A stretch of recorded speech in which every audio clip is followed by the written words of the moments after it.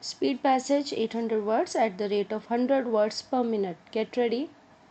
Mr. Vice Chairman, Sir, the Plantations Labour Bill 2003 was introduced in the Rajya Sabha on the 6th March 2003. Then it was referred to a joint committee of both the houses, and this joint committee submitted its report in 2005.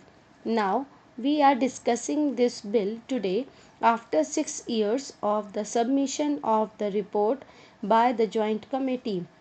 Hence, the bill would not be able to deal with the present day expectations of the workers of the plantations.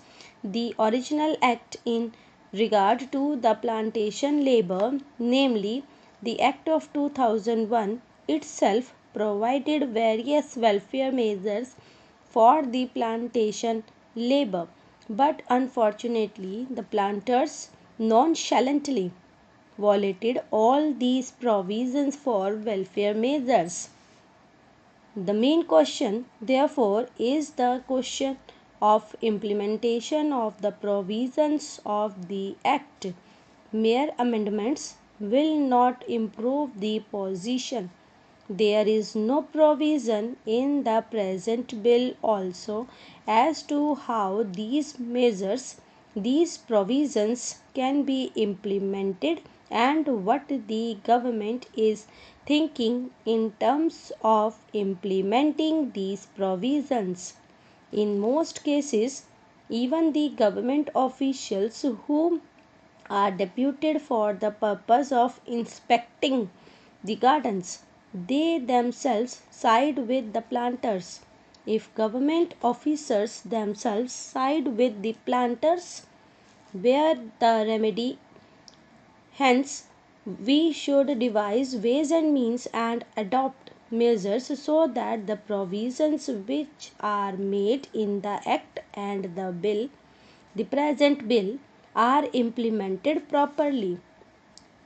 Sir, the provisions in the present bill fall far short of the expectations of the working population in the plantations.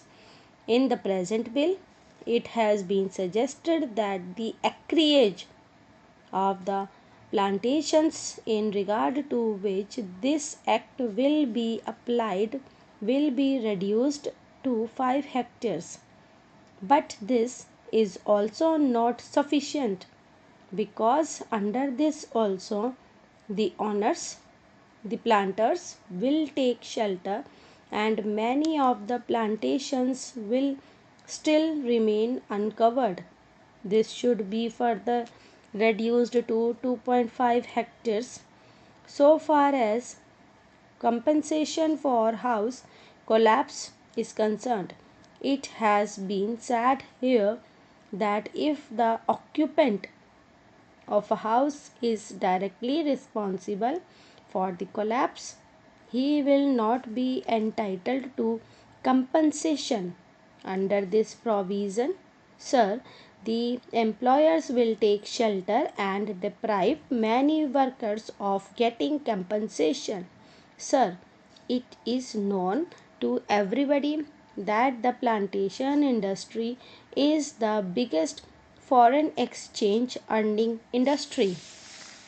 Unemployment is mounting up, and we have not been able to generate enough employment opportunities to provide even for those people who are entering the labor market today, perhaps to the extent envisaged during the 10th plan.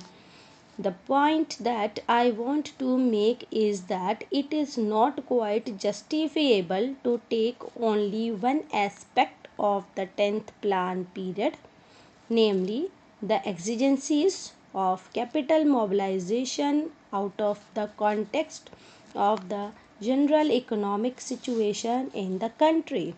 When we are therefore making this huge tax effort, we will have to apply our mind with equal seriousness, if not more, to see that the income generation in the community is as great as is envisaged so that the savings and investments could be effected without disturbing unnecessarily the compensation pattern in the community. Whenever there is any tax on corporations, this cry is raised, and this cry is always belied by what the industrialists themselves have claimed to be the sensitive barometer to find out the climate for capital formation. I mean the stock exchanges. This time, the stock exchanges have reacted quite favorably to the budget proposals as a whole, which clearly shows that whatever else may be the merit of the present budget proposals, it is certainly not anti capital. Last year also, the stock markets boomed up after the taxation proposals were announced. This time, though they were a little hesitant at first, ultimately I think they have realized that there is nothing wrong with the taxation proposals, and they are now merrily mounting up. This is quite natural because there are so many benefits and advantages in our economy today that it is not difficult for the corporate sector to absorb a small rise of 5% in the corporate tax, which has been proposed by the Honorable Finance Minister. The economy of the nation today is more or less a closed economy because, due to the lack of external finances, imports have been virtually prohibited.